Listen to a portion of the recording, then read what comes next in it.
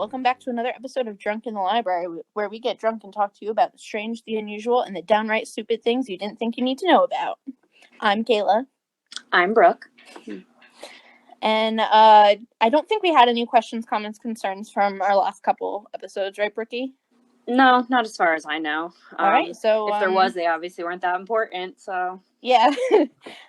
So you want to go ahead and get us started then? Yeah, so this week we are bringing you guys medieval medicine. So we each did kind of the same thing that we did last time. We both picked two different topics and we'll kind of alternate as we go along. So I am first this week, and my first topic is about herbal medicine. Oh. So this was a big one back in like the Middle Ages. Basically everything they thought could be cured with herbs of different sorts. Sure. Yeah, I mean, I do want to say, because like there is kind of like a precursor to all of this, which I think is probably going to affect all of our topics throughout this whole thing, because it's something that's like pretty big that comes up in everything that I've researched. So kind of with the Middle Ages in the beginning, there was this idea that the body was made up of four humors. I don't know if you came upon this. I ran into that a lot in my research. So there's a lot of stuff about this. So I'm just going to touch upon it briefly because it has to do with both of my topics, as well as probably everything else going on in the Middle Ages. So there's this theory that the body's made up of four humors, which were black bile, blood, yellow bile, and phlegm. But they corresponded to like the elements, so fire, water, earth, air. And they thought that if any of these humors were in any way imbalanced, that was going to cause some kind of sick. Like that's why you were sick or had some sort of disease or something stupid was going on with you. It's because your humors were not where they were. Fucked up. Yeah, they were all fucking shades of fucked up. So, naturally, they had to come up with something to fix this. And herbs happen to be one of those things. So, like, modern medicine, not even modern medicine, but medicine in general kind of started to take somewhat of a shape, I guess, around this time. And, like, for lack of a better term, hospitals were like monasteries. Or monasteries. I think it's monasteries. Monasteries, you know, where the monks live. Whatever. You know what I mean. None of us are scientists. No. If I was, I'd be getting paid a lot more than I am. So, yeah. So, the monks basically developed, like, they were, like, the physicians, I guess, of the time. So they were kind of in charge of coming up with, like, what herbs corresponded to treating what diseases. And granted, there was no backing to this. There was no science behind this. It was just like, here, eat this leaf, and if it works, great. If it doesn't, well, we tried, didn't we? We'll try something else. Maybe a different leaf will do it. We'll try something new. But if it worked, they would write it down in a book, and those books ended up becoming things called herbals. And there were quite a few of them, and none of them were the same. Oh, Ben. He barged in. I'm just trying to keep him quiet. Anyway. It's a cat, everybody. I can see him. I'm very excited that he's here. Thanks for joining us, Ben. So they basically, as I said, there was no science behind this. It was just like a test run of everything, and if it worked, it worked. If it didn't, that fucking sucks. You just gotta live with those things in your blood. Yeah, figure out a way to balance it out. It's not our problem. Yeah. Meditate on it. So none of the books were the same. All of them had different like ideas as to what actually worked, what didn't work, what should be used for what. Like nobody could fucking agree on anything, as per usual. So it was kind of dependent on like the area, or a lot of it was dependent on astrology, which was fascinating to me. Because you love astrology. I do. You're super into it. I am. I know it's not real, but like it is really interesting. It's interesting nonetheless. It is. And I mean, I think a lot of it's like confirmation bias. Like there's times where like I'll read things about like an Aries. And I'm like, yeah, that's me. That's totally me. But, I mean, who knows how accurate that actually... I mean, it's not accurate, but... No. It's fun. But, like, there's bound to be people born in April who fit the sign of an Aries. Yeah, so. Exactly. And I just happen to be one of them. So, right. So they... A lot of what they did was dependent on that stuff. Like, they'd have to look at, like, where the planets were, and if they weren't in a certain spot, or if you weren't born under a certain planet, then, like, you couldn't get this specific herb because it wasn't good for people born under your sign. Like, damn, that's crazy. Yeah, like, it was so fucking stupid. Like, no, I'm sorry, but wormwort is not meant for you. Like, look, you were born under a Scorpio moon, so it's a no-go. Honey, that's not your herb. I love how close he's getting to the camera. This is making me so happy. He's licking my wine glass, too. It's amazing. The outside, not the inside. I'm not letting my cat drink wine. I would have questioned it if he was in there, but... yeah, so that's... There's just, like, there's so much involved in that, and I honestly debated doing, like, medieval astrology as, like, a medical topic, because it technically is at this point. Sure, yeah. But there wasn't too much information on it. So, yeah, they, like, anytime that they would find a plant, they basically, like, would, for lack of a better term, catalog it and see what it could be used for. A lot of times, if a plant looked like another... like, if it looked like a certain disease or a certain body part, they would use that to treat that body part. Okay, like kidney beans are shaped like a kidney. So they'd be like, yeah, magic beans totally will solve all your kidney issues. Seems legit. Yeah. So, like, one of them, there was a plant called, I'm trying to find it, I think it was called lungwort. And the way that the leaves looked, they were, like, shaped kind of like a lung, and they were speckled, and they thought that they could use that to treat tuberculosis because it looked like a diseased lung. So that was their, like, correlation to that, which I think is fucking weird. But, you know, I guess you don't really have much else going on at that time, so you'll come up with anything. I don't even know how they kind of determined a lot of these things. Like, headaches and... like, your joints aching might have been treated with, like, rose, lavender, sage. You know, I think they relax you more, so then you're not as tense, which is why, like, that might have worked. Yeah. Because, like, I know, like, with my migraines, they say to use lavender, and for a while, I guess it worked, but now I just think of lavender every time I get a migraine, and it makes me nauseous, so I don't use it anymore, but it's supposed to relax you so that everything else relaxes. Coriander was used to reduce fevers. Stomach pains might have been treated with, like, wormwood. Lung issues, licorice was used for. And then, like, wounds and stuff, they cleaned out with vinegar. Mint could be used for treating venom and wounds. And then myrrh was, like, an antiseptic that was used on wounds. So they had, like some things... I do believe probably worked relatively well, and there probably is some science behind it, but using them in, like, their raw, pure form is probably not gonna work. Right. Like, I mean, like, poppy seeds are an opiate. Yeah. So I think, like, back then, it just kind of had a different... They work differently than they do now, because now we can process it and, like, put other things in it to make it work correctly. Right, right. I mean, there definitely is, like, some substance to that. Like, yeah, and, you know, like, your doctor's not going to tell you any of it is, like, truly legitimate, but you try it and you see what works for you. You know, like, I've people have told me that they swear by elderberry to get rid of, like, cold symptoms. Yeah, I mean, and if you look, some cold medicines, like some of the more natural ones, do have that in it. Like, like, my mom used to swear that, like, echinacea, if you took that before you got, like, a cold or something, that would, like, knock the shit out of it.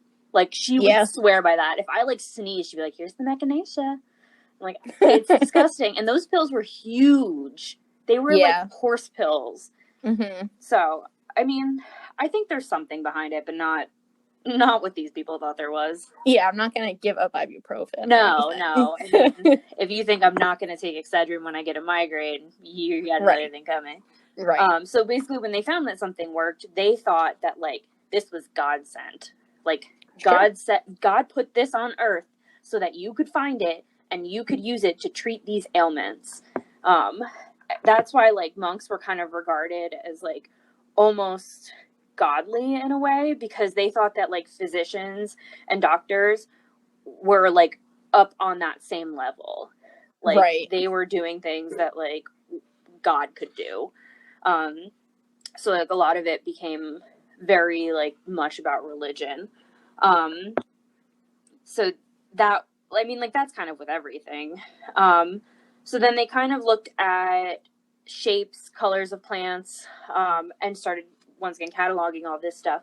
And it brings to mind actually when we were in, when we went to the Benecki Rare Book Library and we saw the, well, did we? Oh yeah, The the Voynich manuscripts. Gutenberg. Well, the Gutenberg Bible's in there, but the Voynich manuscript is in there. I don't even think we got to see that. Okay. But it's in there. It's housed in there. And they think that that might have been at some point, that could have been like an herbal. No, I don't know if it was, they thought it was from that time period, but it had, because like a lot of these books, they had depictions of like plants and stuff that you would find and what they were used for. They had like colored drawings. They were beautiful. And some of the plants in there, though, like they can't find were like actual things. So Right. I know with like the Voynich manuscript, that's another thing where they just cannot figure out what this book was used for. Was it supposed to be meant as like a guide for like herbalism and botany? Was it something completely different? Was it meant as a joke? Like nobody actually knows what that book is used for. But I know that there's pictures of plants in there that they say like some of them definitely exist. But while that some of them exist, other ones they've never seen before. So it's interesting to think that maybe that could have been something too, and nobody could figure it out. Right. Another thing that they treated with herbs was something called elf shot, and they basically thought that there was these invisible elves going around shooting people with arrows, and that you'd get these sudden like shooting pains in like a certain area of your body. So in order to treat that, they would give you like feverfew, red nettles, or whey bread. And they thought because those were arrow shaped in nature that they were supposed to be meant to be treating like the elf shot. Did anybody ever say it worked? No. Oh, because I would try it for my next sciatica. Like next time my sciatica is acting up, I'd try me some arrow shaped something. Mean, and then like they figured out that like that was probably a disease that we didn't know about at the time.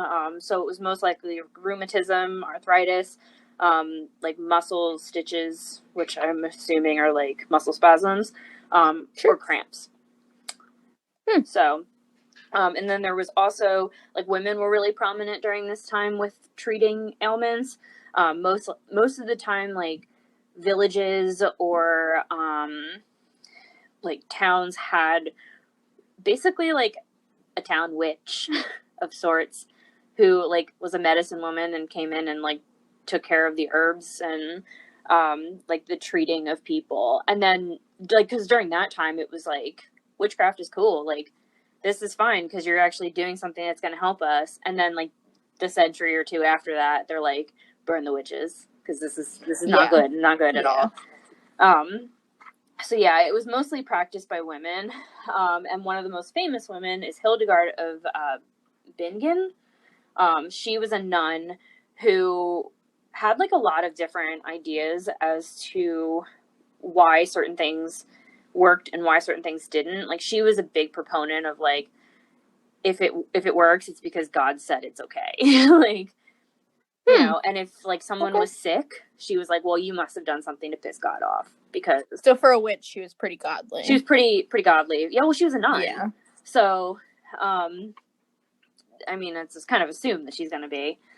Yeah, that's fair. Yeah, but this is kind of like the time period too, where like botany started becoming a thing, where it was more like, okay, now we know for a fact that you can use certain plants for certain things. Right.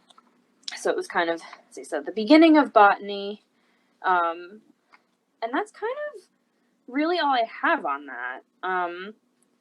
So I said, like, they cataloged a lot of different plants, and decided on a lot of different cures for things that Didn't really make any make sense. any sense at all whatsoever. And like the monks had different gardens too. Like they would trade with other monks. If there wasn't like a certain herb or whatever near that area, they'd find it in a different area and then kind of trade with someone else. So like, oh, you have lavender there. Well, we don't have that, but we can trade you these fucking wormwort things. So you want that? We can give that to you. And then they started other gardens, and they kept them right next to the monastery, because they needed to be able to like run out of there really quickly and go and grab it and then go back into there, because it was a hospital basically. So but yeah, that's kind of what I got on that. That is super interesting. Yeah, I mean, my favorite part about that, which will come up again, is like that they really thought that like astrology had something to contribute to that somehow. Yeah, bizarre. It's like, sorry, this is not meant for Sagittariuses. Yeah. What do you have? Hang on, let me go refill real fast. All right, so you ever thought to yourself, like, before they invented real, legitimate birth control, how did they stop pregnancies? Actually, I have wondered that. It's been a hot topic in my brain for a very long time. That's fair. And, like, what better time to research it? I finally get an opportunity. So, medieval birth control. Since, the medieval era and the Middle Ages were, like, fairly religious, they had, like, a pretty taboo topic of birth control, pretty much. Like, it was pretty widespreadly used, but nobody talked about it. So there's not a ton of records on like how people prevented it, because it was fairly like hush hush. Like, you could use it, but on the DL. Ask your local witch. Yeah, pretty much. So the church obviously had to go by a biblical stance of be fruitful and multiply, was their slogan, I guess. So for them, like, sex was seen as a means to conceive children. That was it. Like, that was its job. You are not doing it outside of trying to create children. A 9th century text even said, a woman who has taken a magic potion, however many times she would otherwise have become pregnant and given birth, must recognize herself to be guilty of homicide.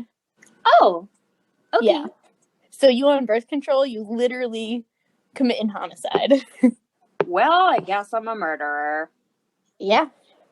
But there were, like, reasons that it wasn't seen as sinful to use birth control. Like, if you were using it because you were hella poor and couldn't afford to have more children, versus just being a fornicator. It's like, look, I respect you 100%. You can't afford it. Those kids would not live a great life. You know what? You're making, like, a wise decision. It was Planned Parenthood before Planned Parenthood. But you just being a hoe? No. No. No hoes here.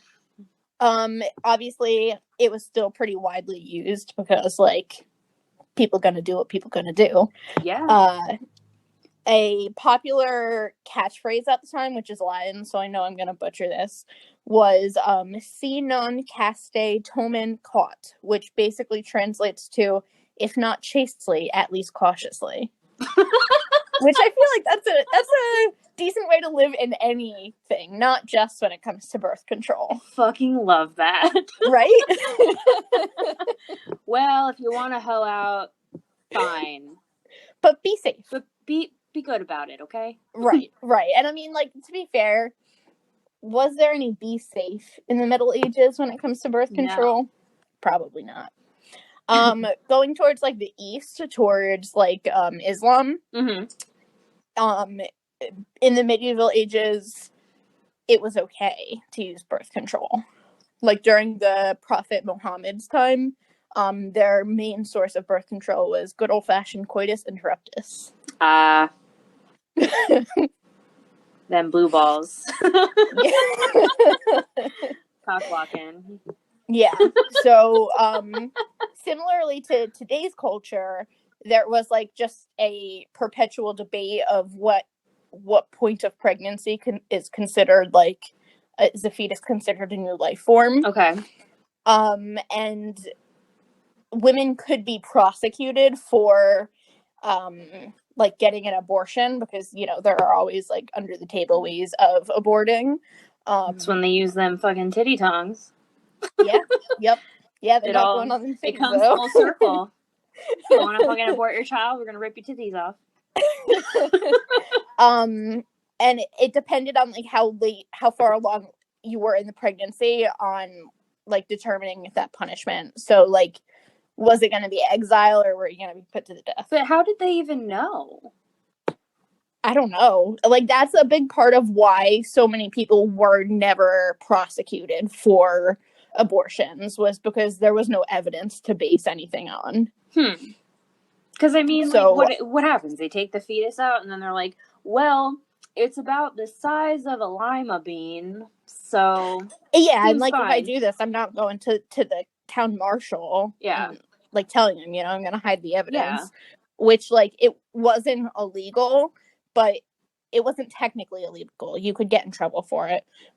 But very few women ever got prosecuted for it because there was just no way of like finding them guilty of the crime of getting an abortion. Yeah. Or the not crime of getting an abortion, I guess. Yeah. So they also, like, the law also thought it was largely like an ecclesiastical issue. Okay. They didn't think that like I don't even know what the police officers were called back then. They didn't really have police back then. It was just kind of like soldiers of like the militia. Yeah, I guess so. They didn't think it was like their problem to punish people for premarital sex or getting abortions. They thought it was the church's problem. So basically, like you can do what you want, but God's gonna sit. Like, God knows. Well, he's looking down. At first I was like, oh, that's really nice of them. They don't think that like they should have to deal with that because like it's not their business. And then as soon as you said the church, and I was like, of course. Yeah. Of course the church needs to get involved because they need to stick their fucking noses in everything. Right. But that's neither here nor there. This is kind of like a fun little anecdote I found in the Times. So in the year 1353, a woman was arrested in Moravia for attempting to drown her newborn son in a local river. She was put on trial in front of a jury of 24 dudes. Of course. Fucking course. So you're expecting like horrible outcome here, right? I am. She was found not guilty. Really? Yeah. So this was like the jury's statement. The woman is not to be punished by any means, and this is so because she bore a baby boy and had her own right to him. Thus, she may kill him and make him perish, for everyone is free to do with what it is his or hers, that which he or she pleases to do. Yes and so no. That baby's your property. You can do what you want with it. See, like, I'm on the fence here. Right, because infanticide is bad. It is, but I also... But you're respecting her rights. Yeah. So, like, part of me is like, great. That's awesome that they let her do what she wanted to because... Yeah, how progressive. It was her body. It was her body. And then you remember that it's a baby she's trying to kill, and you're like, wait. She didn't have an abortion. Wait. She had like a post-abortion. Yeah. Like, that's murder. We've crossed the line. So, like, girl, you kind of guilty. Like, you shouldn't have been trying to kill your child. But at the same time, like... but it's your property. I mean, you did push that out of Yahoo. So, who am I to tell you that it's not for you? Wow. Yeah. The Middle Ages were a time to be alive, weren't they? Yeah. So, like, don't get an abortion, but, like, it's your property if you birth it. Yeah. So... like, go through with it, but then after that, do whatever. Right. Like, we're not going to get involved. Right. So then what did they actually, like, use as birth control? So that is what we're getting to next. Okay. So, how did people actually try to prevent these pregnancies, you asked? Well, mostly just plants. Good old herbs and spices. Yeah. So, some things that they thought would help to prevent pregnancy or potentially terminate it, kind of like Plan B, but for like the 1200s. Were pomegranates. Okay. Juniper or rue. What's rue? Which I'm not. I think it's like a plant. I don't really know exactly what That's a safe assumption, I think. Yeah. Rue was a character in the Hunger Games, so I'm assuming it's a plant. I know a They're rue. All named after plants. To be that thing that thickens sauce. You make a roux. You make a little flour mixture. Yeah, a little flour butter. Eat it. Throw it You'll in. Be fine. Make a nice no more bechamel. You good? Yeah, I feel like there is something to the pomegranates thing though, because, and I'm no expert as I've never been pregnant, but I feel like I've heard other pregnant people say they're not allowed to eat pomegranates. Like that's on the no-go list. Maybe. I was going to say, which is funny because I'm pretty sure like Persephone is also like she somewhat has like a hand in being kind of a fertility goddess. So if you're a goddess, you're probably like some variety of a fertility goddess. That's fair. But the whole story with like Persephone and the pomegranate seeds. Yeah. Like, I don't know. I could be totally making that up though. Like I don't know. Like I said, I'm no expert. I know nothing either, but yeah, I like to speculate as if if we couldn't already tell. Yeah, so those are kind of like the more legitimate ways that they would attempt to prevent pregnancy. Okay. Which, like, I get that there could be something there. Like, we were just going over the, like, herbal medicines, and I do think that there is some sort of substance there. Do I think it's something you should be relying on? Probably not, yeah. Right. But I'm sure, But I do think... Oh, go ahead, sorry. I do think that, like, there's probably something to that. Like, that it could definitely help hinder it in some sort, whether it's like an abortion after the fact or like to help prevent hormones from being released so you're not ovulating. Yeah, and also like you have to remember too, like they didn't know anything about those herbs. So like you're going out into the forest and you're picking this fucking leaf that you're seeing for the first time. Who knows what the fuck it is? For all you know, you could be munching down on some poison ivy. And like that you're like, hey Alice, I ate a pomegranate last week and didn't get pregnant, so guess what? I'm not saying that it works, but I'm not saying it doesn't work. Yeah. So there probably, you're right, there probably is some kind of truth behind some of it. It's just, I think when it comes to like herbs and things that are more natural, people can get a little like, it's a little woo-woo-y.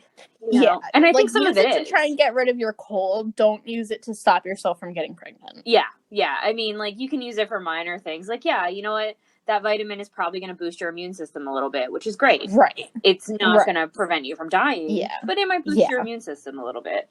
Sure. So, not unheard of, but yeah, that is really interesting because I have thought about that. Like, what the fuck did they do? Because otherwise the world would be like so much more populated because all these people would be stuck having these children that they didn't want. And I cannot imagine that like in that time where there was no Netflix, no TV, there was barely any books. There was just chill. There's just chill. Yeah. So like the amount of sex that probably was going on was exponential. And so it's a little mind boggling that more people didn't end up pregnant. But, I guess they did, but the mortality rate was so fucking shitty. That's true. Yeah, I was looking at some chart, and at, like, one point, it was considered good if you lived past 10. Oh. Like, I can't remember what chart I was looking at specifically that was saying that, but it was, like, childhood syphilis was, like, really high or something. And if you lived past 10, you were considered to be, like, pretty solid from here on out till, like, 40 when you would die. They throw you a birthday party and you're like, look, kid, you're good now. You're solid. You're solid. You've made it. Like before that, they weren't even getting you presents because they thought, they're like, we're not even going to name you yet. Yeah. On your 10th birthday, you get your name finally. You get to pick it. It's like you're old enough now to pick your name. because we're pretty sure you're gonna live. That's horrible. They also believed that certain positions were thought to be less likely to result in pregnancy. I've heard of this. Yes, I have 100% heard of this. This is something too that that Brian and I have been rewatching Mad Men, and I know that they were just talking about this on Mad Men. Some writings suggested that women should hop up and down afterwards to try and like expel everything, like do some jumping jacks afterwards. And that wasn't like a shortly held belief. Like I said, like Mad Men takes place in the 60s, and one of the characters was talking about how her mom told her to do jumping jacks after sex. Yeah, but like that actually doesn't surprise me, because I remember like when I was in like high school, like girls would be like, well, if you're on top, you can't get pregnant. And then like during health class, they'd have to be like, or like that's if you not do true. it in the jacuzzi. Yeah, yeah. Like, no, that's not true. So like even like in the friggin' early 2000s, this was still something that we needed to dispel, because people honestly believed that if you did this a certain way in a certain position, you were not going to get pregnant. Yep. Which is just fucking mind-boggling to me. Yeah. Like, there was like some charms that people would wear that they thought warded off pregnancy. I couldn't find any more like specifics of that, like what stone precisely did you wear? Did it have to be in like a certain like pattern or something? Did it have to be a princess cut? I couldn't find that. I don't know. Did you wear it around your neck? Did you wear it on your finger? Did it be in the form of earrings? Like, I don't know. I couldn't find any more information on exactly what charms you were using to prevent pregnancy. I don't know. Where was God then? Just praying to God? Isn't that the question? Isn't that what majority of people, I feel like, do now? Where they're just like, well, Jesus is going to protect me. One last like interesting little bit of information, I guess, and this comes from BuzzFeed. The first condom was invented during the Middle Ages. Really? Yes. So it was invented in the 14th century, so the 1300s, by Gabriele Falloppio, and the fallopian tubes are actually named after him. I was going to say, it sounds like a fallopian tube. Yeah, they're named after him. Interesting. And it wasn't invented to help prevent pregnancy. It was invented to help stop the spread of syphilis, because that was like a huge problem at the time. And it was basically a sheath made out of linen tied around the base of. I am cringing right now. With a ribbon. Yeah. Yep. I don't understand the mechanism behind that. I don't understand. I doubt it was effective. Oh no, not at all. Yeah. And I can't see people being like, all right, this is fine. This is fine. No. This is enjoyable. No. This is great. I can deal with this. No. Mm-mm. I'll take my chances. That was something I learned too during this research, but it didn't like pertain to the Middle Ages specifically, so I was like, I'll leave it out. But like the things that people have used as like diaphragms or condoms throughout the ages are truly bizarre. Like lemons. Lemons? A whole lemon as a diaphragm. Oh. Just squeeze out the juice. What? It was thought to be like a spermicide. What is wrong with people? Yeah. And I always think of too, like, what is people like? Who is the first person to be like, you know what? This seems like it could work. Like, I'm gonna try this. And then they did, and then they had to tell all their friends, like, yeah, I fucking shoved a lemon up inside of me and it worked. So it's like, yeah, it's a little weird to have to scoop out afterward, but it's fine. Just try. The things that women have had to go through, man, is astonishing. Yeah, it really is. Well, like, even like men, it's like I don't feel nearly as bad for them. Oh God, no. They've had it easy. Yeah, compared to us. But I mean, like, just like some of the things that they've come up with, like the start of condoms, like there's no way that that's comfortable for a dude either. No. Like having or like do you know where the predecessor to like the current condom comes from? No. It was made out of intestines, Oh, like wait, sheep yes, I do know that. intestines. I do know that. Who thought that was a good idea? I feel like they used intestines for a lot of weird things, though. They like, did. it was probably one of those things where they were like, you know, this seems like a material that we can use to hold a bunch of different things, because they use that to make, like, sausages and hot dogs, too, don't they? Yeah. So, I yeah. mean, like, doing that, they were probably like, this looks like a penis. We can make it work. And then they just went for it. And Yeah. nobody questioned it. They were just like, all so. right, this seems legit, I guess, so we're gonna do it. So there's, I mean, like, even not even just medieval birth control, but like birth control in general before modern birth control. Yeah, is it's fascinating. always been a fascinating topic to me. Well, it's something I've thought about multiple times over the years, and it's always been like a super fascinating topic to me. Yeah.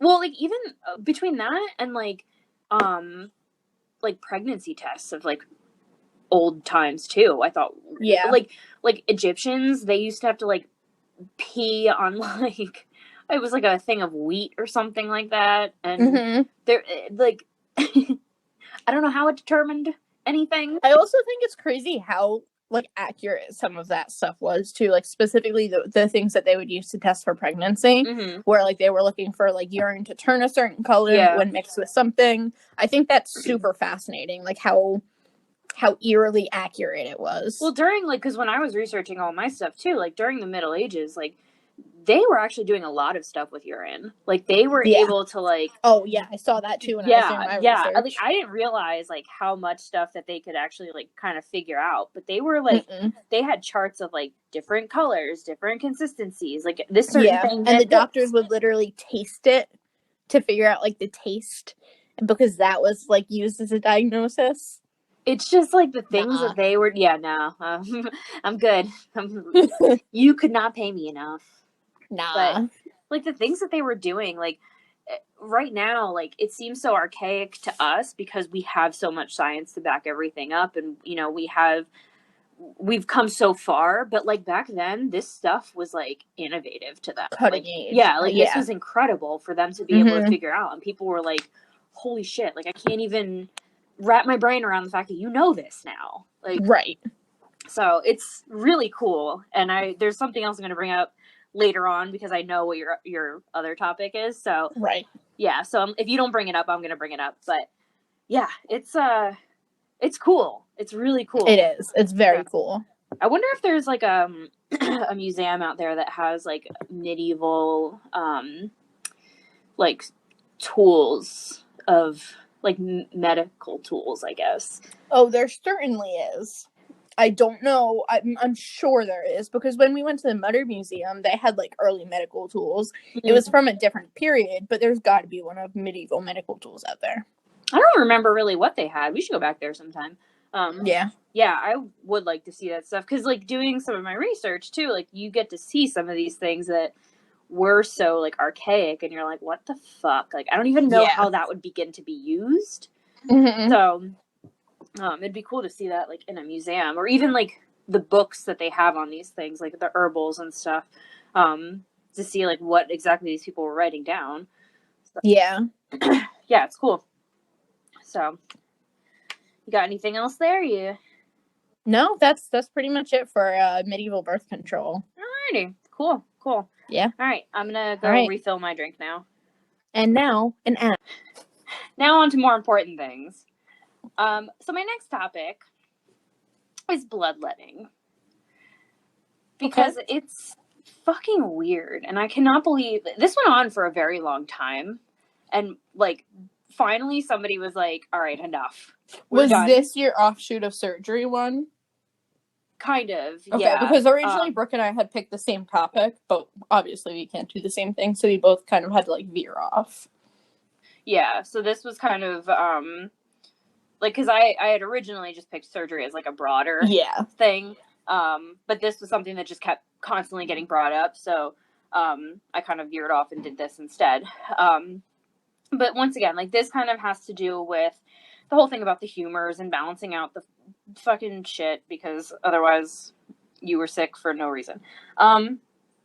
So this is kind of where they really get into astrology. Really? Yeah. Huh. So basically, bloodletting was dependent on the position of the planets. And it was also like they use the moon kind of to determine whether or not they should be doing this. So they started these charts. They had like zodiac charts to determine where like the moon and the planets were at a certain time, and that would tell like physicians, okay, like people who are born under this sign, we can't do it at this time. We have to wait until this other time to do it. Yeah, and that was like a big deal. Like these were very strict guidelines that they followed, that they truly believed that like if Mars was in a weird position, then a certain group of people could not have this performed on them.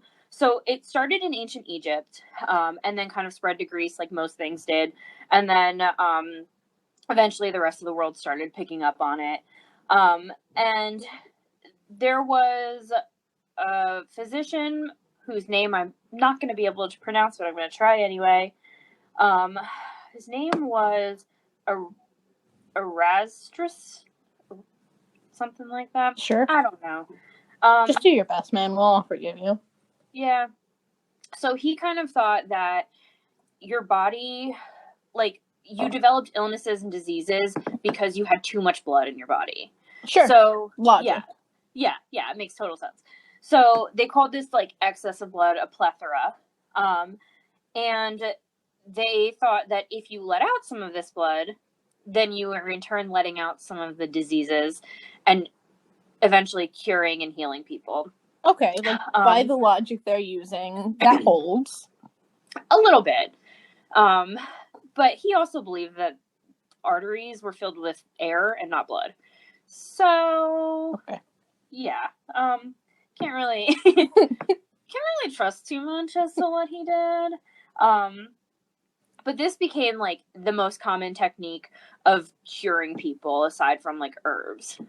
This was like their go-to, and they thought that it worked for everybody. I mean, we've all heard the like cliche of like leeches. Yes, and honestly, like leeches weren't used as often as like they make it seem like they were used. Okay. Like they become more popular. Like there is like a surge eventually of them starting to use that versus like cutting people open. But it first started with like them cutting people open. And they had these tools which look like a key ring and like a pocket knife. And like basically it was like a key looking thing that came out of it that was a knife on the end, and they were like different sizes, and they would use that to like cut your arms. So they would mostly use either your arteries in your neck or in your arms. And it depended on how old you were, what your astrology sign was, what was actually going on with you, where your disease was stemming from. All of these had were different factors as to how much blood was actually drained from you. So, and it was a lot. It was a lot of blood, and the point was to arguably maybe too much. Oh, all the time too much. All the time too much. And there's some really good examples in here too, as people that they've done this to. But they thought they would cure like the plague. They thought that they would cure smallpox. There was like a variety of different conditions that they thought that this was gonna be the thing that helped. Eventually, in like the early 1100s, the church was like, "All right, no, you're not doing this anymore."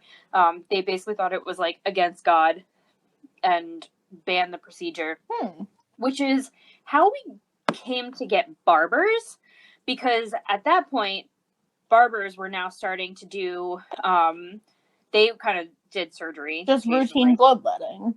Yeah, basically. So they'd cut your hair and then they'd cut your arms open so that they could let the blood out. Science. Well, because they could do like a variety of different things. Like they can take teeth out, they can amputate things, they can lance a mole off your back. Like they could do a variety of different things, which is how we got the striped barber pole. Okay. Because the red was to represent blood, while the white represented like the towel soaking up the blood. So they were kind of known as barber surgeons. So eventually the practice came back full force. Two instances that are actually pretty famous of people having bloodletting done to them was Marie Antoinette was like a big proponent of it. And they thought that she was like really benefiting from it. When she had her first child, they performed bloodletting on her to the point where she fainted. Oh God. Yeah. But then, or they did it, and then they performed the bloodletting on her, and then like she came back. Like she had fainted first, and then they did it as like a cure. Oh, that's interesting. But at the same time, they had opened a window to get fresh air in there. So like, was it the bloodletting? Right. Was it the fresh air? Right. Probably the fresh air. And then another really good example was this is kind of how they think George Washington died, because and that was long after the Middle Ages. Yeah, this was in like right before the 1800s. So 1799. He had woke up with a cold, probably from being out in the harsh winter. And they started doing bloodletting on him, drained 5 to 7 pints of his blood in less than 16 hours. And then he ended up dying the next day, probably due to blood loss. Wow. I did not know that. That's super interesting. Yeah. Holy crap. Mm-hmm. And it went on for a while, until probably the late 19th century. And then, as they said, finally they were like, this is not working. Yeah.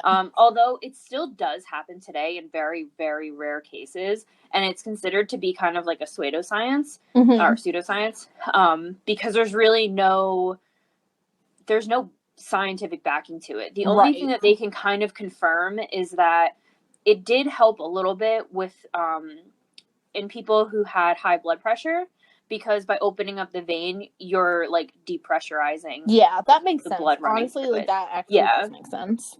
But that's kind of really all where they could find that. So it was just one of those things that they thought that it could like fix a fever, it could fix a headache. If you had a fever, you immediately needed to be bloodletted. Like that was like. And is that the verb form of that? Bloodletted? I don't know, I made it up. Blood allowed? Blood let go? Let blood? I don't know. Luck. I'm not a fucking blood word leaving, perhaps?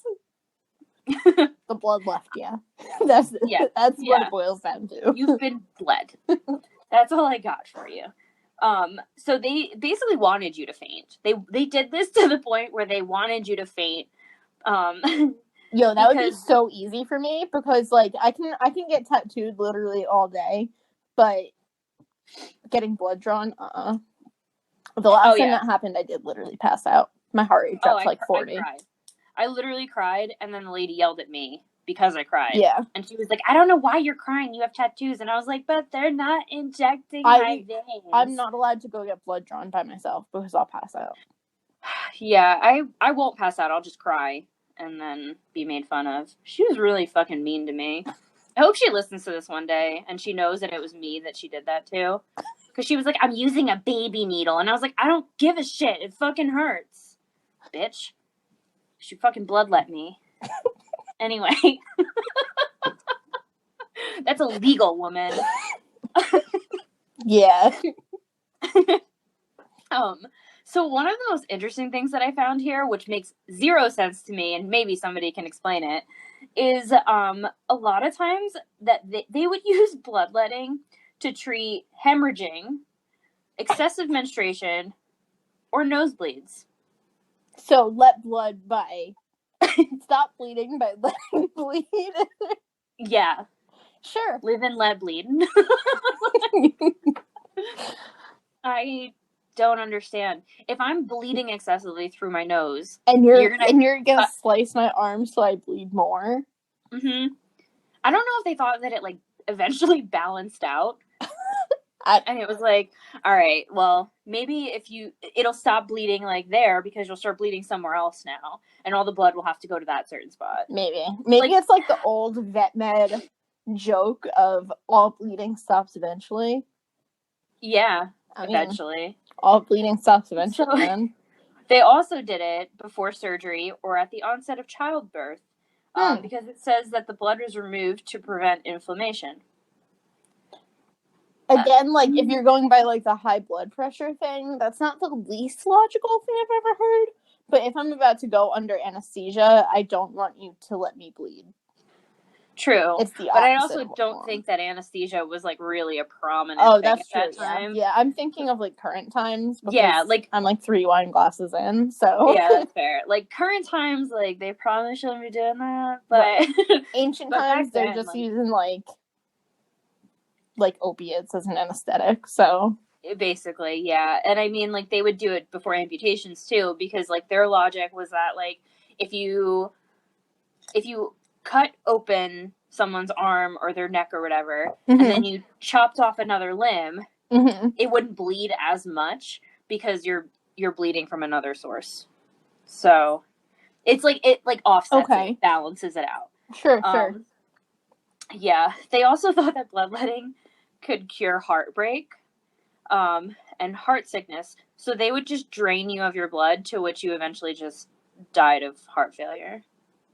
So, but it's not a broken heart, so no, your heart just failed, right? So yeah, but you're not sad anymore. Yeah, you're fine because you're dead. So you know, I mean, it's a cure. It works. It's not a good cure. None of these are good cures. And then the other thing too was that so, like, eventually, like, in the mid 1800s, that's when leeches started to become, like, more of a popular thing. And the craziest thing about this, so I forgot to say too, I got my information from the U.S. National Library of Medicine, History.com, and Wikipedia. And I think this was on Wikipedia. But they said that in the 1830s, the French imported about 40 million leeches a year for medical purposes. And then the next decade, England imported 6 million leeches a year from France. Yeah. So France imported them, and then England got them from France. Yeah. Interesting. Yeah. So there was, like, leeches abound. And whenever I think of leeches, the only things I ever think of are 1, Game of Thrones, obviously, and 2, Series of Unfortunate Events. Yes. On what was it, Lachrymose Lake? Yes. Yeah, that's all I ever think of when I think of leeches. You're not wrong at all. Yeah, I mean, it's like so bizarre that they saw these little creatures and were like, that could work. I'm gonna let it suck my blood. Yeah. Just gonna see what happens. Do you think that will solve my headache? We'll just put one, like, straight in the middle of my head. But, like, it probably would, because aren't headaches usually caused by inflammation, aka too much blood to the brain? I don't know. I've never really, like, never bothered to look it up. The only thing I ever look up is, like, how to cure it quickly, because I feel like I'm dying. Because, like, I don't ever get regular headaches. I just get migraines. Yeah, you just get migraines. You go straight for the migraine. I, like, skip A and B and go right to C. It's, like, it's fucking awful. So, I don't know. I don't know how they come up with these things. But, yeah, the whole science behind it is just, like, it's so weird that, like, they thought that this was, like, the cure-all for everything. Yeah, I mean, you work with what you got, you know? Like, in 150 years, 300 years, they might be saying, like, I can't believe they used penicillin for everything. Well, because, I mean, as they said, like, they kind of went off of the fact that one guy was like, well, it's just because you have too much blood in your body. So, like, we'll just get rid of some of that. That's fine. Right. That's fine. We'll just... Right. You know, it's all good. It's all good. So, I don't know. As I said, like, they don't do it nowadays, thank God. But I also... Yeah, I'm not going to be No. bloodlet. It doesn't matter how sick I get. You're Yeah, not bloodletting me. no, not at all. Well, because, like, the other thing is, too, is, like, it's not like they're going ahead and, like, you know, cleaning the tools that they're using for these things. No, they're literally just, like, slicing the artery Yeah. in your arm and hoping And for then, the like, best. after that, they're like, okay, on to the next. Like, okay, we'll run this Right. in a bucket of water. Cool, it's, you know, Yeah. clean now. So, like, Yeah. if anything, like, if you're not dying from the bloodletting itself, you're probably dying from the nasty infection that you're getting now. Because Yeah. everything is dirty back then. Yep. Yeah, it's Yep. an interesting technique that they came upon. So that's kind of all I got. Cool. Before we move on, Fair. I need a refill. All right, what's your last topic here? All right, so kind of like you touched on, I started off with, like, medieval surgery, and that kind of segued into a different topic. So, as just, like, a brief history on medieval surgery to touch on the stuff that you didn't, we kind of have, like, this idea in our heads that medieval surgeons were super, bloodletty. Like, it was, like, they treated with leeches. But, historians are actually discovering now that they were actually much more progressive than we had originally thought. Like, the medieval ages and the Middle Ages are named such because we thought that we had lost a lot of the knowledge that, like, the Greeks and Romans had previously gained. But historians are starting to think that maybe we weren't as behind the times as they originally thought we were. So surgeons kind of knew enough to begin using wine as an antiseptic, which, granted, wine isn't a great antiseptic, but it's better than, like, nothing. You know, like, it's the precursor to rubbing alcohol, I guess. So yeah, like, I kind of it's headed in the right direction. Anesthetics were actually, like, kind of getting used during this time, which I found to be really interesting, because I didn't think that they had really any types of anesthetics until like the 1800s or so. But they were using some, like, natural substances to not just help relieve pain, but to, like, put patients to sleep, essentially, when they had to be doing surgery. So they would use things like mandrake root, hemlock, or opium. And gall of boar, which I did have to look up. It's literally just, like, the gallbladder of a boar. I don't know how they use that. Do you I don't press know it how up they and drink figured it? this I don't shit know. out. I don't know, man. Surgery mostly applied to, like, external procedures. They were able to fix a lot of, like, facial ulcers and stuff.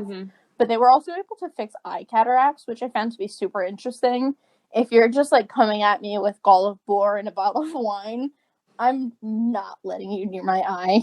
Nah, let me go blind. Nah, eye stuff is the one thing it doesn't jive with me. But they were able to do some internal surgery. So they were able to do things like remove bladder stones, which I thought was pretty interesting. Doctors at the time dressed wounds in rags soaked with wine because they thought it was, like, an antiseptic, which, again, like, it's not the best, but it's better than, like, nothing. Yeah, I mean, it's not the worst by any means. Right. There was, like, this preconceived notion. They didn't understand that, like, dirt equaled infection. So, and this stands with, like, as far into, like, the 1800s. This was, like, they didn't understand that germs caused infection. Okay. It was, like you said, like, infection was just, like, in your blood. Like, well, it was very, like, religion based. Like, a lot of things like that. Like, you got sick because, like, you must have done something, that pissed God off, which is why this is happening to you. Yeah, there was no conception of, like spreading disease from one another. Well, and, like, a lot of it too, which when I was doing the research for it as well, like, I saw that they had said that a lot of, like, they believed, like, a lot of diseases were supernatural in imagine. Like, yeah. there wasn't like a scientific reason for it. It was because like a witch cursed you. Yeah. They also thought that infection could be spread via smell, which isn't like that far off, because if it's airborne, then it's being passed from nose to nose, I guess. Yeah. But that's why plague doctors had like the giant beak-shaped masks. They would stuff the inside with potpourri, because if infection could be passed by smell, then they couldn't. If they couldn't smell you, then they couldn't pick up the disease. I thought that they did that, which it might have been like another reason why they did it, but I thought they did it because there were so many bodies that they just didn't want to smell. Well, they didn't want to smell them because they thought that's how the infection spread. Oh. Okay. Yeah. So one of the most common procedures I found that surgeons did at the time was tree panning. Mm-hmm. Did you do any like research on this when you were looking up your topic? I saw that it was kind of like one of the first things that they started doing. Yeah. Which the idea of it scared the shit out of me. Yeah. So tree panning is basically that like they would just like drill a hole in your skull. Mm-hmm. So this did not begin or live simply in the Middle Ages. Tree panning, there's evidence of it back to like prehistoric times. Holy shit. Yeah. And modified versions of it are still being used today. Isn't it basically like a lobotomy? Like they did it to like relieve the pressure in the head? Yeah, it's pretty similar. Like a lobotomy has been proven to be like absolute nonsense. Yeah. Whereas tree panning does actually have some like medical benefits. Oh. So like I said, like they've been using this all the way back since the prehistoric times. It's basically just like drilling a hole in the skull of the patient to relieve pressure, essentially. But in the Middle Ages specifically, and probably back in like prehistoric eras, they would use this to treat like abnormal personality behaviors. Oh. So like if you're acting weird, maybe you're having like seizures, or maybe you're like manic. Okay. They would just drill a hole in your skull. And that'll do it. They basically thought, like, they didn't think that they were relieving the pressure in your brain. They thought that they were, like, giving room, essentially, for the spirits to leave. Oh, yes. You know what? I did read that, and I was like, oh, okay. You're just giving them an escape hatch. Yeah. You're like, oh, I'm sorry, here's the door. Yeah. Well, I mean, like, I know you've been here since you were a kid, but it's time for you to go now. It was like a physical exorcism. Basically, yeah. They were like, we're going to drill a hole in your skull so the spirits can get out. Seems legit. Okay, sure. I mean, who am I to argue? Yeah, what do I know? I'm not a medical doctor. I'm not any kind of doctor. True. Fucking doctor. Now we obviously know that it more relieves tension in the brain. During the Middle Ages, it was used, like I said, as a treatment or cure for seizures. They also used it to alleviate the pain associated with skull fractures, and like multiple other things. Like basically, if you were just acting weird, they'd be like, "We're either gonna bloodlet you or drill a hole in your skull." So if your skull was cracked, yeah, they would drill another hole in it. The solution is make another one. Yeah. I don't get it. Hey man, I'm not a medical doctor. Okay. So I guess like anthropologists have dug up 8 skulls dated between the 6th and 8th centuries, found in southwestern Germany, that had signs of trepidation. So like they had holes drilled in their skull. Of those 8, 7 of them showed survival post trepanation. Oh. So like they could tell that the scar, like that it had healed up, and that like the skull, I guess, had started to regrow or like heal over. post these holes being drilled, and that these people went on to survive. So it's assumed that they survived without infection because of how healed these scars were. But could it be assumed that they survived without any sort of like mental detriment? Because like, so the whole goal of it was to drill through the skull, but not into the brain. yeah, but I don't understand how they would figure that. Like, at what point? They like, definitely had to fuck up a few times. Yeah, I mean, like, at they what point where you're like, up a few times first. I think I've hit the brain. That's like how the lobotomy is born, because in a lobotomy they go in through the eye socket, to the brain, and just like scramble a little bit of the brain in hopes that you'll stop doing whatever weird behavior they're trying to stop. Yeah, lobotomies are hella out. They're like they're not okay to do. They don't cure anything. Anything that involves you putting a hole in my skull or putting something in my eye socket to get to my brain is a solid no for me. I will fight you tooth and nail. You can commit me for the rest of my life to whatever you want to. You are not sticking anything in my eyeball. No, leave me alone. Absolutely not. I'd rather you drill a hole in my skull before you stick something in my eyeball. I'm like cringing. Yeah. I don't do eye stuff. It's my rule. I don't do any of it. Leave me alone. So we know now that, like we were talking about, lobotomies don't work. There's also a similar procedure called a leucotomy, which is similar. I'm a little bit buzzed right now, so I don't remember exactly what it was, and I didn't write it down because I was like, "Oh, you'll remember." Nope. I think it was like removing a piece of the skull and like taking out a little bit of brain. Oh. Yeah, because like different parts of your brain control different things. So they thought that a leucotomy would like cure you of certain things. Now, was that more of like a modern thing though? Yeah, that was more like 18 to 1900s. Okay. Because I mean, like they had to have had like some kind of knowledge of like the parts of the brain at that point. Yeah. Otherwise, you're just going in blind and hoping for the best. Yeah, you're just like fucking around in there and hoping that you don't like mess with your motor skills at that point. Like, yeah, it's like, yeah, you know what? You're not being haunted anymore, but can you move your hands? No. Right. No. And like, which do you want to do? Move your hands or be haunted? I'll be haunted. Yeah, at least then I can bat away the ghosts.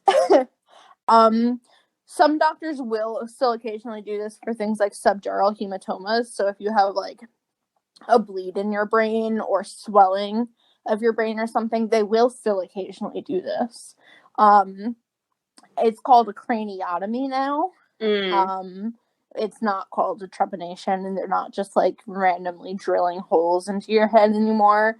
It's done after like a bunch of imaging of your brain to like confirm that this is what needs to be done and that this is a viable treatment for you. But it is still something that's used today. So I thought that was like super interesting that this technique that's been used since prehistoric times to treat random things is still in use today. As I said, like, I think we got a lot of like medical advancements and knowledge out of this time period. Like, it kind of like steamrolled everything else. Yeah, like, because they with the opening of like the monasteries, like they were doing like medical work there. They were doing like they were writing down like the things that they were learning. It wasn't just all like herbs and spices. It was like, it wasn't like willy-nilly, we're just throwing stuff at you. As much as we kind of poked fun at it in this episode, there was a lot of like logic behind the things that they were doing. And then they like improved on all those things. And they also, like, I was reading, which I don't know if you read too when you were doing any like of the research about surgery, a lot of this stuff came from like Arabic culture. Like they were so advanced. Like they knew so much stuff, and which like, I think picked up on everything from them. Speaks a lot too about like specifically, I can't speak for everybody who's listening to this, but you and I, who got like a very like Western white culture history, we didn't learn a lot of this stuff because it didn't pertain to us, and history is is written by a certain people, and Mm-hmm. like we missed out on a lot of that stuff. Yeah, I mean, like, I didn't know any of that. Like, I Mm-mm. think a lot of it was, like, portrayed as, like, oh, the Greeks did everything. But the Greeks Yeah. didn't do everything. Like, Yeah. they took a lot of what they know from, like, Arabic people. Yeah. And a lot of, like, my history of the Middle Ages is born in just, like, people lived in their own filth. They didn't know what was Mm-hmm. going on, the feudal system. Yep. And it wasn't based so much in, like, a even remotely advanced society who had any logic behind what they were doing, especially as far as, like, medicine wise. No, not at all. And I think that that's something that they should have, like, touched upon, though, because, like, I don't really, I mean, yeah, I think that we do need to know about, like, the feudal system and all of that, but, Yeah, like, sure. this is something which is, like, the beginning of super everything that we interesting. know. Yeah, Like, we yeah. should know about, like, they were doing cataract surgery in the Yeah. Middle Ages, which is mind-blowing. Mhm. The fact that they had figured out how to do that and how to do it successfully. Yeah, and they had, like, these herbs that that did lead to treatments that we still use today for things like arthritis or colds or, you know, whatever, any number of things. I agree. So, is that it? You got nothing else? No, yeah, that's pretty much it. Oh, okay. That's cool, though. They said, like, surgery during that time, and the fact they were doing this in, like, prehistoric times. Yeah. That was probably fucking terrifying. Yeah, like, there's just, like, good old Krog the caveman is just gonna drill, like, not even drill, like, he's just gonna lightly hammer a hole into your skull. With his, like, little rock and stick. Well, and then I think I was reading, too, that they cauterized a lot of these things, too. Like, they learned cautery. Yeah. So I think when they were, like, opening you up, they obviously have to close you up, too. Right. So, because I know, like, with bloodletting, they, like, cauterizing was kind of becoming a thing, too. So they used it. I don't know if it was more, like, stitching people up or kind of what they did during that time, but I do know that cautery became, like, a big thing. Yeah, I mean, we've known for centuries that, like, if somebody is bleeding from somewhere really bad, you gotta close that. Well, yeah. You know, whether it's with, like, threaded needle or fire. Unless you're doing bloodletting, to which then open up another spot on them. Yeah. Then just, like, let it happen. You good. Yeah. Even it out. That's God's work. Just, you're good. Yep. Let it do its thing. Yep. So, alrighty, cool. That was, I learned a lot today. Yeah, me too. I don't know how much I'm going to retain because I'm pretty drunk right now, but, you know. What are you reading? Oh, right. I'm not currently reading, but I have a book that kind of, like, fits in with this whole topic. It is Dr. Mutter's Marvels, which is about Dr. Mutter, who founded the Mutter Museum in Philadelphia, which collects, like, a bunch of medical oddities for those that don't know. And it's about, like, his journey into revolutionizing the surgery industry. If you're interested in medical history at all, it is super fascinating. I didn't find it to be dry at all. It was a fantastic read. So if you're interested in stuff like this, highly recommend that. It was fantastic. Cool. Mine I've been so excited to tell you about because I've, like, restrained myself from texting you about it because I was like, I have to save this for talking about, but it has nothing to do with anything medieval. So what I actually just finished reading it, like, yesterday. So it was, it's called Adnan's Story by Rabia Chaudhry. Okay. And why does the name Adnan ring a bell? Because you know it. So it's about what... Serial! Yeah, it's about Serial. So Adnan Saeed. But it's basically his best friend's sister's take on the whole thing. She went on to become a lawyer. Okay, I remember that from the podcast. Yes. So this kind of takes the podcast and, like, it builds upon it, but it also dispels a lot of the stuff that the podcast said, which wasn't true. So they left out a lot of really important stuff. And honestly, reading this book made me so angry because Serial did not do this case justice at all. Like, they fucked it up in so many ways. And like you, because like the Rabia is the one that reads this book too. Like she wrote it, and she like, because I listened to the audiobook, so she reads the book too, and like she tells you the story about how like Sarah Koenig did not, like she did not give you all the information. So like Rabia gives you all the information and lays everything out, and it has completely changed my perspective on what happened in this case. Oh my god, I'm literally gonna go download this right now because it's so good. I'm gonna listen to it immediately. It's so good. Like nothing about it like was dry. It was really easy to get through. But you learn so much. Like there's so many things that Serial just didn't touch upon, or kind of swept under the rug, or portrayed in a way that was just unfair or not true at all. And it, like, I wanted to go back and listen to Serial, but now I'm like, I don't even want to, because like I'm so mad at what they did.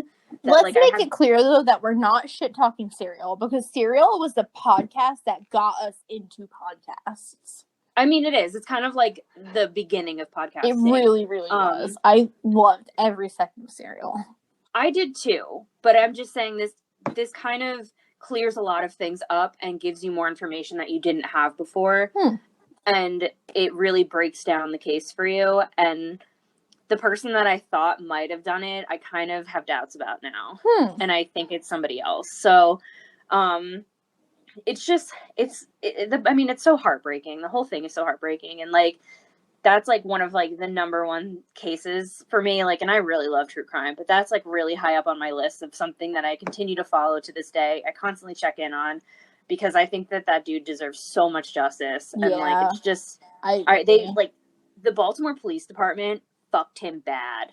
Like they really screwed him over. And I mean, they've done that with a lot of different things. Looking at like, what's that other one? The Keepers. They were involved in that whole thing too. Yeah. Like, get your shit together, Baltimore. Everyone needs to go listen to Serial and watch The Keepers on Netflix immediately if you haven't already. And then like listen to that book or read it, because it's life-changing. It's absolutely life-changing. So I was very excited to tell you about that, and I hope that you read it. Yeah, I'm mad you didn't text me about it. I know. It was like, I was like dying. I was like, I need to tell her. We need to talk about it. I'm going to go download it right now. It's a quick read. I think the audiobook was like 13 hours or something. Okay. So yeah, it's a quick, you get through it real quick. It's good. So yeah, that's what I had. Cool. So, everybody just like, stay weird and stay drunk, and we'll be back next week with week 3 of Medieval May. Yeah, we're bringing you myths and legends. Yeah. Of the time. So we got some good ones out there. If you guys enjoyed this and you enjoy us in general, please don't forget to like, comment, subscribe, review, rate. It means a lot. Brooke and I we genuinely do go through every single comment that gets posted. We text each other constantly about how, just how much you guys all mean to us. And, the reviews and ratings are a big one for us. If we really want to grow the show for you guys. So don't forget to rate us on Google, Spotify, Apple, whatever. Apple, yeah, all of that. Because it does make a difference. And like, once again, the more that you do it, the more that we can grow. And, you know, we like seeing that this is actually going somewhere. Yeah. So, you know, if you did listen to any episode, I don't even care if you're still on episode number 1, or, you know, you've just made it to number 2, like, go in there and subscribe, rate. Like, we will bring you more content, but like, you got to get us there first. So, alrighty, guys. Thank you guys all so much for giving us a listen. We really enjoy doing this. I think we would do it even if we had 0 listeners. I know. We'd be like going into week 4 still like just talking to each other about weird shit. So whatever. Anyway, get drunk, learn something, and meet us back here next week.